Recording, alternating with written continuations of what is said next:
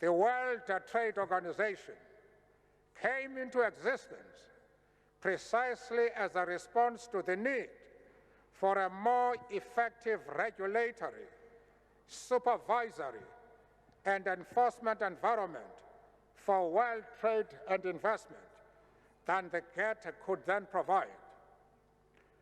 But now we can see that the success of the system agreed to in Marrakesh in 1994 will depend on the wisdom with which it is implemented and taken forward. In making a complex point, it is natural to fall back on one's own experience, and I hope you will permit me to do so. South Africans fought a horrifying abuse of power and were determined that it should never happen again. We therefore elected to be governed by a constitution, in effect a rules-based system that must protect all in equal measure. But we could not forget that the injustice and discrimination that we fought against has deep-seated structural effects.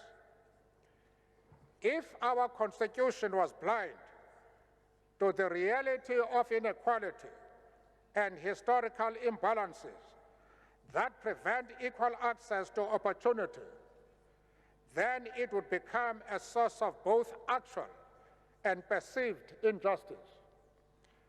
Rules must be applied without fear or favor, but if they contain the prescriptions that cannot be complied with by all, or if the results benefit too few, then injustice will emerge.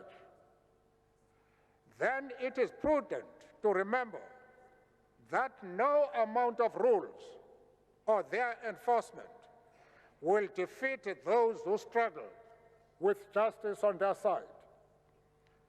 That too is part of our experience and the experience of people everywhere. Where there are manifest inequalities, when the rules are introduced, then special and thoughtful measures have to be applied. This care at the beginning will promote the conditions that will sustain and nurture a rules-based system. We must be frank in our assessment of the outcome of the Uruguay round. The developing countries were not able to ensure that the rules accommodated their realities.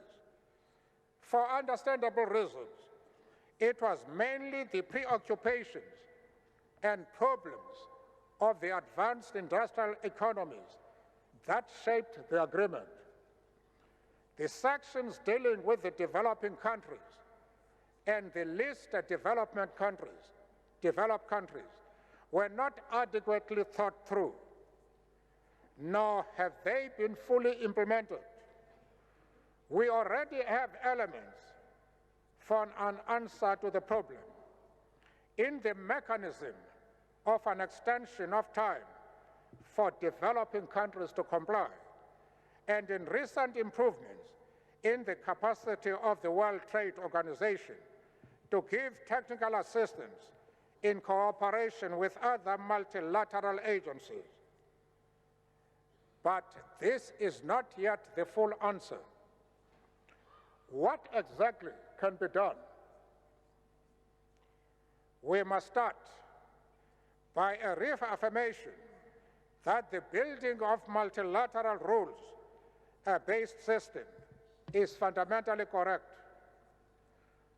Powerful economies must stop applying unilateral measures, and the developing countries must negotiate their specific needs within this framework.